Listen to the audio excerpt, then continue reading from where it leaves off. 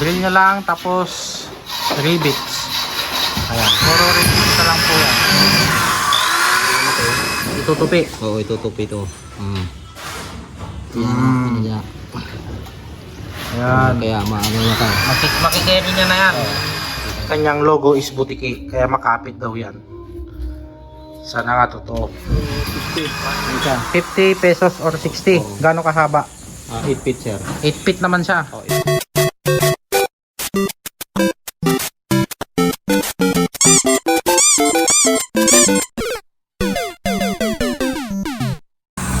What's up guys? For today's video, bali pag-uusapan nga pala natin yung pangkisame sa taas. Ayan, yung mga materials na gagamitin. Ayan, bali nagkikisame na nga sila dito sa ating terrace. May konting ano lang siya, no? May palubog. Kasi lalagyan po natin siya ng PVC panels na Nara color. Dahil yung spandrel niya is may accent din siya na wood para maganda naman.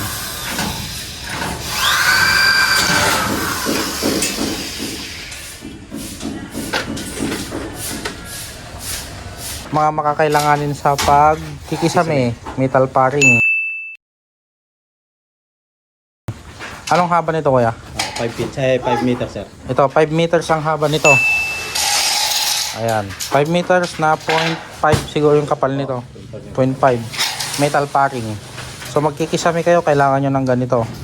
Siya yung mag-handle doon sa yan, sa hardiplex, at saka dito na din kayo magre-rivet. So ito naman po ang wall angle na sinasabi nila. Ito yung i-attach mo sa wall. Ayan, concrete nail or gun nail ang gagamitin mo dyan. Tapos dito siya i-rivet sa baba. Ayan. Ang next naman po is yung ito naman ang tinatawag na carrying channel. Ayan, ito yung mag-hanger naman daw sa metal paring. So kung titignan mo siya, simple lang yung ano niya, para lang siyang pa-letter C. Kasi may clip yan. Tapos ito naman yung kanina, ito naman yung metal paring natin, no? Yung pagkasi niya, mayroon pa siyang hook sa loob. Yung double clip. Kasi may papasok ka pang W clip dito para magkadikit. Kuha ka isang W clip. Ito naman po ang W clip. So i-demo mo nga siya for kung paano ilagay. Ayan. Ayan, yan yung magjo-joint. Ayan siya. Ganyan po siya, ha. Pasok na dyan. Yan yung ano nangyayari. Tapos itutupi yung dulo nito. Itutupi. Oo, itutupi ito. Ayan. Kaya maano na ka. Makikerry niya na yan. Okay. Ayan. Tawag dyan kuya is Metal ay W clip. W clip. Carrying channel, Carrying metal paring. channel at metal paring. Ayan.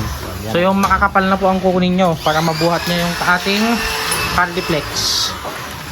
Actually hindi po yung hardiplex is brand po yun eh. Ito ibang brand po itong sa atin.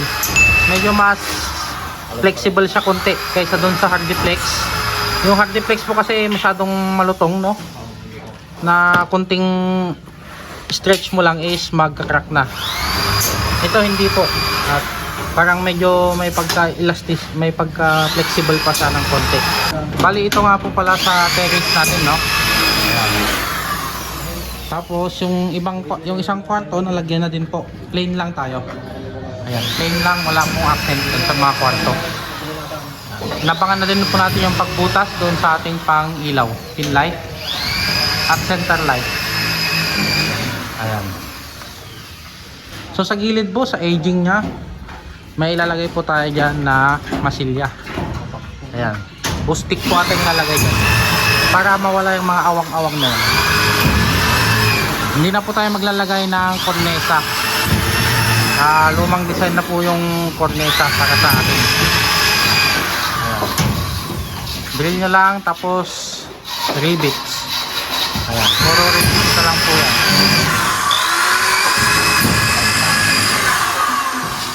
Ayan, lagay din po tayo ng pin light dito, no? 4 kada corner. Tapos may center light din tayo. Sa magkano yan kuya? Pangalan? 115 o 110.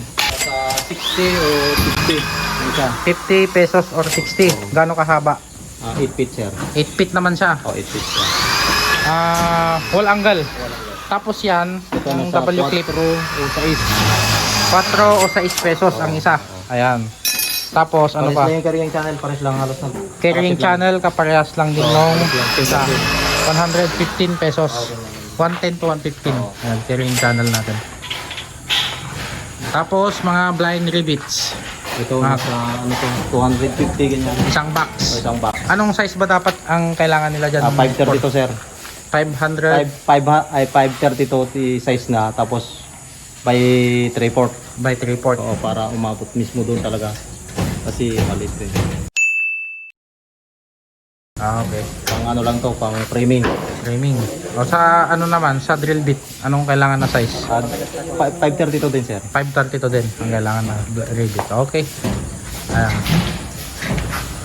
So, ganyan ang paglalatag ng kanilang pangkisame. Ganito naman po yung magiging itsura niya pagka naglagay sila ng frame ng pangkisame. Ayan. Ganyan po muna siya. Wall angle dyan sa gilid.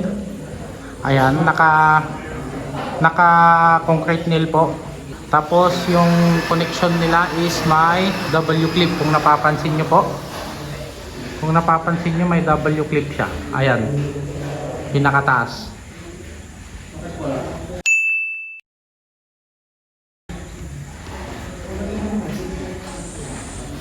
Ayan. So ganito po maging itsura niya pagka plain lang na diretso ang ating kisame. Ganyan pa lang po siya. Ayan, bali ito naman po yung gagamit natin pang masilya doon sa ating kisame dito sa ating lumi board. Ayan. Bustik po siya ha. Ayan, ultra fino. Bustik baka naman. Ayan. Yan yung sabi ni Foreman na mas maganda pang kisame. Dahil yung kanyang logo is butiki. Kaya makapit daw yan. Sana nga totoo. Bali ito naman po sa ating pang walling to. Mundo. Ayan. Sa pang pader naman po natin to. Pang skin coat natin. Ayan. Sa ibang topic naman po natin pag-uusapan about this one. Ito daw yung maganda kasi hindi nagchuchok. Ganon din si Bostik. Dito sa sala hindi pa sila naglalatag dahil dito is may design po tayo. Parang yung nasa terrace ganon din po ipapalagay natin. Nakapaglagay na din pala sila dito sa isang kwarto. Ayan, ganyan din po. Yan din paglalatag nila. Ayan, pang CR, common CR. Nakapaglatag na din sila ng pang taas. Pati po dito sa ikaapat na ikatlong kwarto. Ayan. Latag. Paglatag na din sila. Ayan, nag-layout na din sila ng extension natin dito sa likod na 2.5 meters para sa ating dirty kitchen. Ayan. Oh, dito na ulit si Kuya. Papalitada. Ito nga din, may nilagay nga din pala tayong septic tank natin dito na mababa lang, hanggang ulo lang ng tao. Ayan. Na inaano na po nila, pinapalitadahan na po nila plastering, tawag dyan.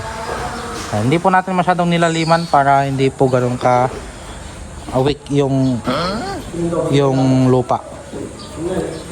Para hindi siya maging weak. Tapos lalagyan po ng gravel yan sa flooring nya.